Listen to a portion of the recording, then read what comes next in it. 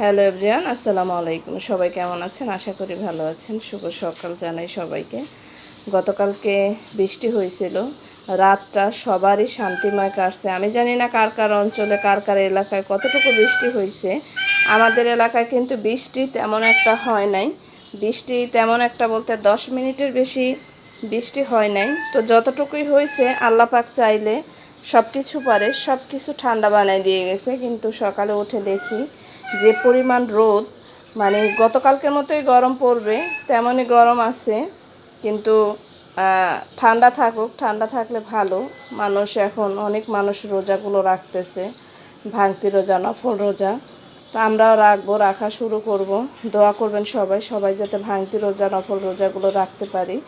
সবাইকে আবারও জানাই শুভ সকাল। আর যারা গ্রাম থেকে আসতেছে, গ্রাম থেকে অনেক মানুষ কিন্তু ঢাকা ফেরত আসতেছে, কেননা সবার কর্মস্থানে এখন আসতে হবে, বন্ধ শেষ হয়ে যাচ্ছে। তাদের জন্য দোয়া ও ভালোবাসা।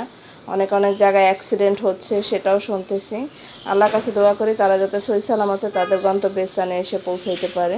সবাই ভালো থাকবেন, সুস্থ থাকবেন, আমাদের পাশে থাকবেন। ভালো লাগলে চ্যানেলটি সাবস্ক্রাইব করে অবশ্যই আমার পাশে থাকবেন। আর কিছু বলার নেই, সবাই ভালোবাসা দিয়ে পাশে রাখবেন, এতটুকুই চাই। আল্লাহ হাফেজ, আসসালামু আলাইকুম, শুভ সকাল।